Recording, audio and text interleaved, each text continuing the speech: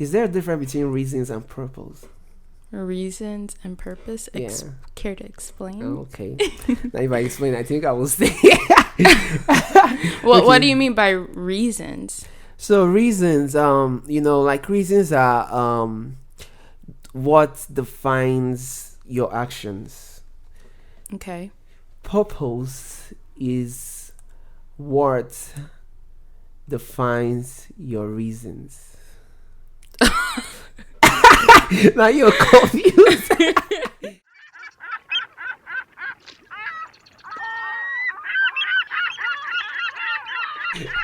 Okay, for example, let's put it this way, right?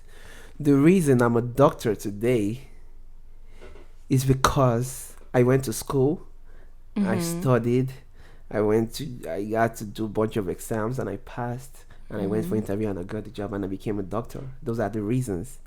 But my purpose is that I became a doctor and I started helping people to have a better health. Okay. And to grow. Okay. But sometimes we switch the word reasons and purpose and we use it like they have the same meaning to it. Do you see it that way? Do you see reasons and purpose as the same meaning? It depends on the literal term, I would say. Maybe. If I understand the definitions you gave, there definitely is a difference, because those reasons you gave, let's stick with the example of trying to become a doctor. Yeah. Taking exams, even, I've even witnessed people like studying for the MCAT. I think they also have to get hours and stuff in a hospital, all this stuff.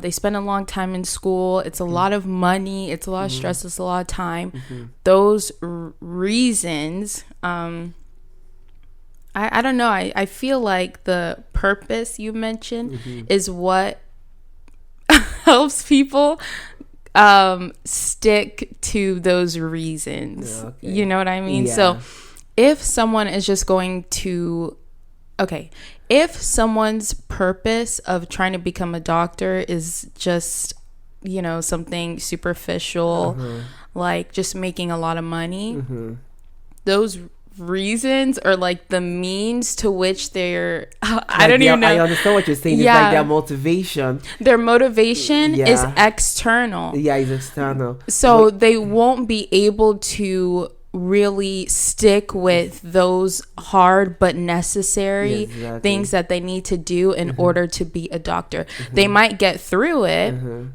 But I mean, how many horrible doctors have you heard of, right? What if I put it in this terminology? Your reasons, you choose your reasons. Okay. Your purpose chooses you. Ooh. That's weak. There you go. Right? Yeah. Okay. Yes. So true. Yeah. Because like when we're making decisions, we make it based on our reasoning. But when we are put in a situation where we are talented, like we're blessed with it, it becomes our purpose. Our purpose in life is what we are blessed to do without having to without thinking about, like, we don't have to go through a process, or we don't have to, how am I going to put it? We're going to sacrifice for a purpose, though. We're sacrificing our interest. You understand what I'm saying? Or for reasons, you're not sacrificing your interest. It's because you have a long-term interest. That's why you're going through those process. So you're like, okay, I want to become rich. That's why I'm trying to become a doctor. But in the case of a purpose is I'm trying to help people because I'm blessed. Like, I have the talent of helping people. So when I become a doctor, it's more of I fulfilled my purpose. But yeah. You understand what I'm saying? Yeah, I was gonna say that your purpose, it sounds like, from what you're saying, it sounds like your purpose will have more of an impact on your actions and your reasoning than the circumstances at hand. Exactly. So to me, going to medical school is like, ew, why would I put myself through that? But that's because I don't have that internal motivation or desire to help people through medicine. That's where other people, and we're really grateful for them. My thing I'm going to law school. So my thing would be helping people through representing them, right? Whereas other people would be like, all that reading and writing, heck no. But I'm willing to do the reading and writing because, one, I actually like it. And two, even if I don't like it, I know that my greater purpose, like the one I want to achieve, the goal that may or may not even have to do with anything with law in particular, that goal weighs more heavily on my heart than the inconveniences of law school or of being an attorney, because there's always going to be downsides. There's always going to be positives and negatives. Nothing comes easy. But if you love what you're doing and you're walking in your purpose, it might not be easy, but you'd be willing to go through it. You do it again and again and again just to, keep doing what you're supposed to be doing, Do you think your reasoning, like your reasons, do you think they push you to your purpose? So explain your definition of reasons again. It's kind of, I don't know. So for example, the process you take, it's what you sacrifice to become what you're trying to be. Like, for example, as I said, if you want to become a doctor, the reason you want to become a doctor is because you want to be rich. Okay. You understand? But maybe your purpose is also to become a doctor. But do you feel like the reasons would push you to become what you want to become? Do you think your reasons push you to your purpose in some cases? It might. Because if you have a reason, or maybe could we call it a goal? A goal, okay. Would it be the same? I want it to be confusing. Okay. But reason. No, it's pretty much, a goal is more of your... so a goal is like all in the middle. Definitions. A goal is like in the middle of purpose and reason to me. Okay. I feel like a goal is, you can have a purpose. Okay, actually, your goal is more of a reason than a purpose.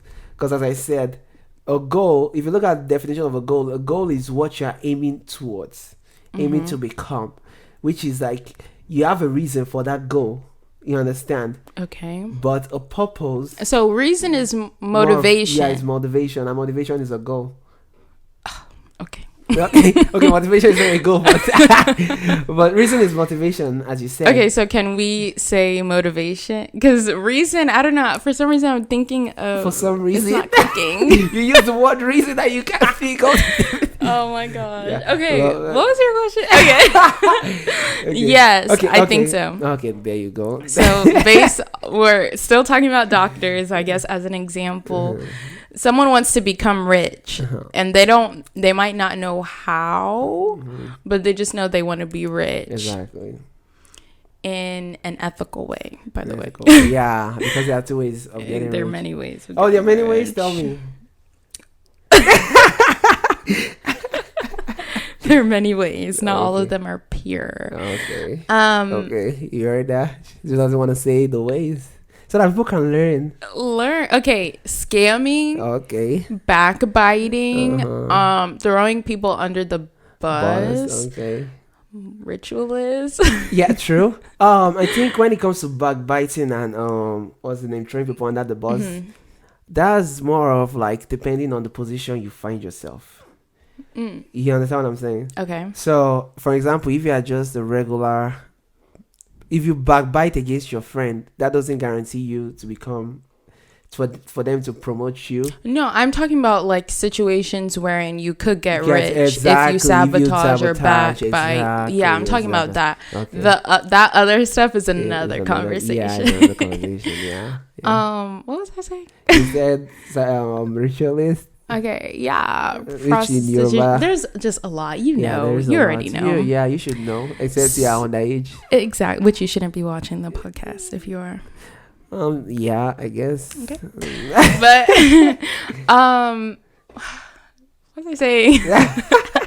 Okay, so someone wants to be rich, right? They don't know how. They just know they want to do it ethically. Well, I think in trying to make sure that they fulfill that desire in them to be rich, they'll start looking at the different ways. Okay, like, okay, well, I can start a business.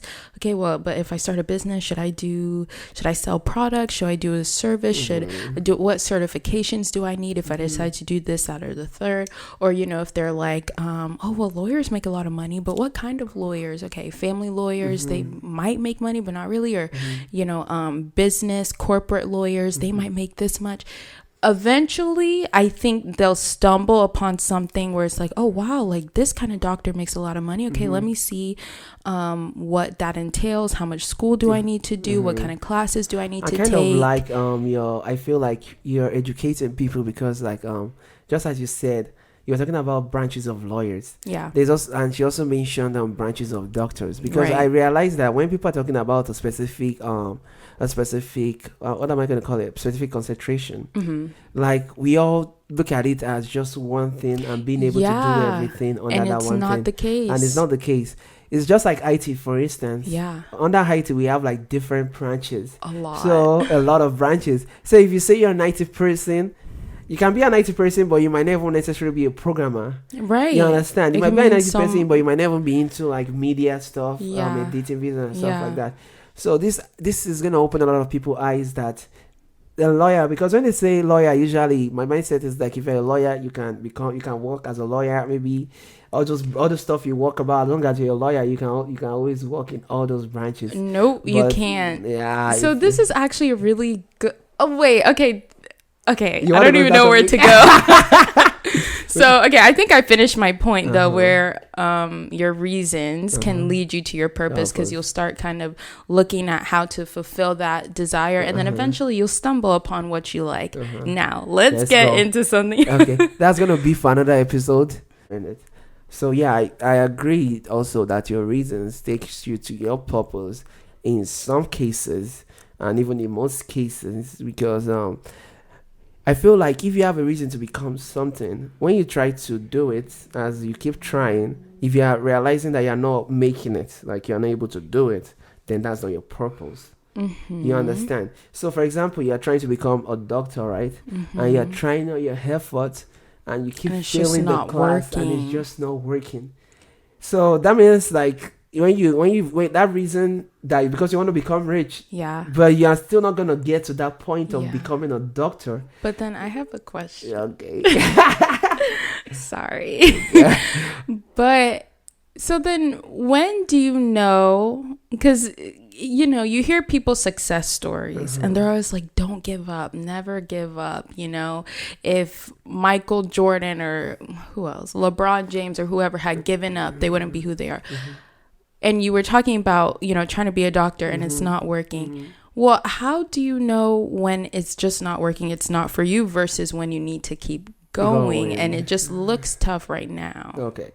Well, okay. So that's actually a very good question. And I'll speak from my own experience. So sometimes, as I said, we want to become something through financial gains and stuff. But we keep making our efforts and it's not working for us. There's sometimes that the reason why it's not working for us is probably because we didn't go through the right process at the first place. Okay. For example, if you want to become, let's say, an IT person and you are not familiar with some languages, or you are not given an overview of where, what is what, which is which, or you don't have a good experience with a professor, because if you are not able to do your own research, you're always going to have issues. So when you realize that you're trying your best and it's not working, it's just not. It's like you just have to think about it. Like sometimes you have to give up to know your mistake. You understand? Like take a step back. Take a step back. You understand? Like you could be like, okay, I'm not doing this anymore. Try something else. Okay. But don't be far away from what you were doing before, because when you try something else that is close, for example, just like a lawyer. I'm going to use a lawyer as an example. For example, you are maybe a family lawyer. You're trying to study family lawyer, and then you realize that maybe being a business lawyer is easier, which is probably not going to be easy anyways. But let's just say it's easier for you. It's easier for you. Or you at least are able to push through any difficult subject matter. Exactly. So maybe you should try the other concentration. Like, just leave that. Maybe that one is not working for you because you're not blessed to, you're not talented enough to, or you didn't have the opportunity to go through the process of knowing it the way someone else does. Yeah. So just try something else first, because when you try something else, that thing could actually expose you to those things you are missing, and could actually push you back to where you're coming from. It could.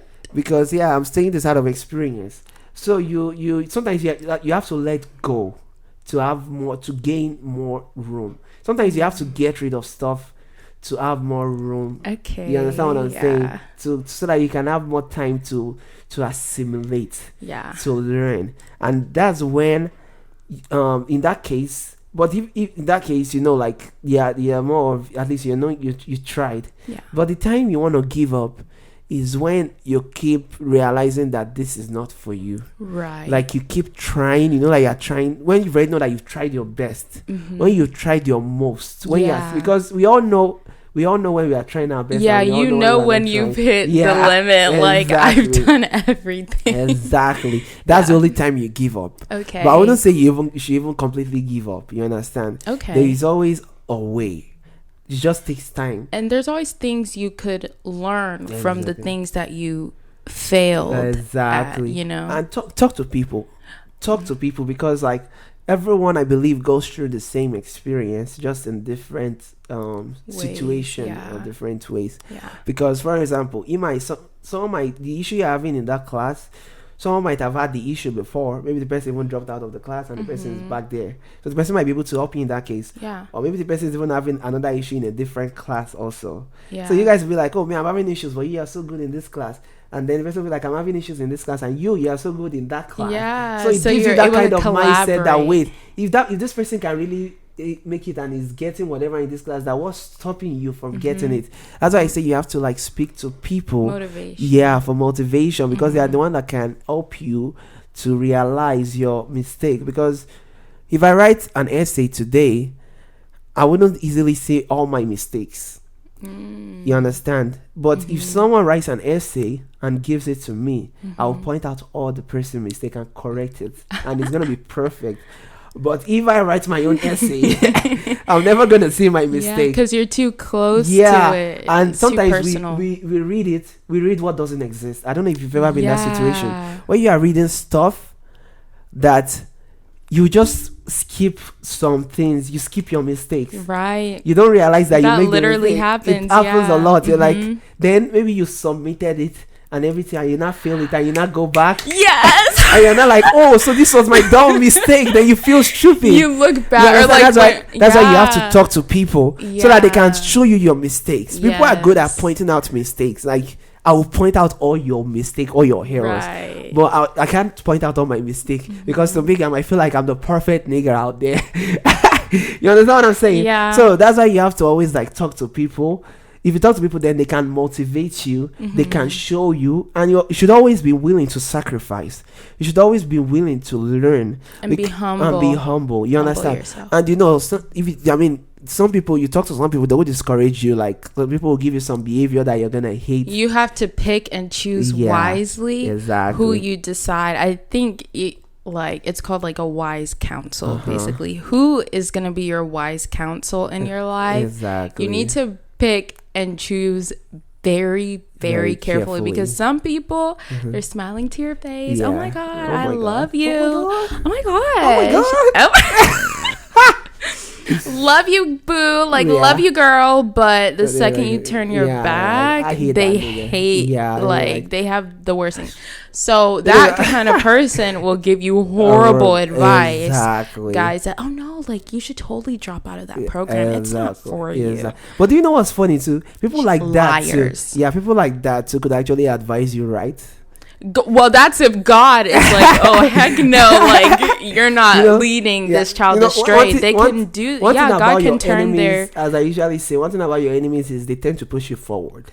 They tend to show you that where you are is not where you're supposed to be. That's when you start. You have to look at it in the spiritual aspect. Right. You understand?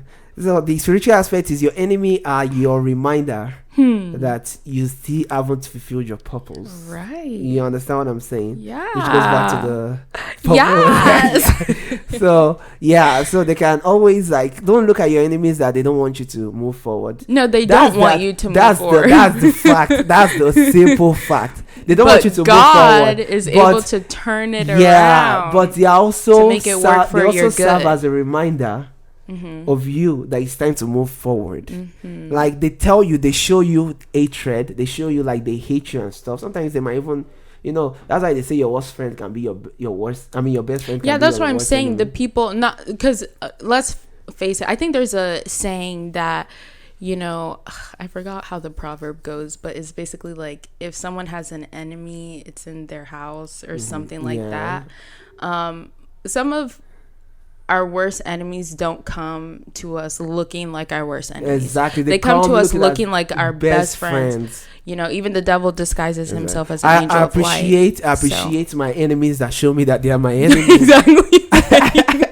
Thank you. Yeah, I do appreciate it. That's why I say you need to choose your counsel carefully, not putting people there who look like they love you, but don't actually. You have to really test people. And sometimes your wise counsel will say things you don't want to hear. But sometimes that's better for you than the people who are like, yeah, you do this, you do that. Always agreeing. Yes, people are very dangerous. Yeah, they're very dangerous. They will let you jump off a bridge. When it comes to work, it's your enemies that will let you know that you're not in the right place. The people giving you like school, opposition. When it comes to school, it's your enemies that will seek you. It's the worst place. Really? It's the worst time to listen to your enemies because they are the one that will give you the worst advice. Okay. They are the one that will tell you to give up. Okay. You understand that this is not for you and stuff like that. Okay. But in the workplace, they are telling you to give up. They'll also tell you to give up and stuff like that. Like they might never necessarily tell you. They'll give you the attitude. You understand? They'll show to make you feel uncomfortable.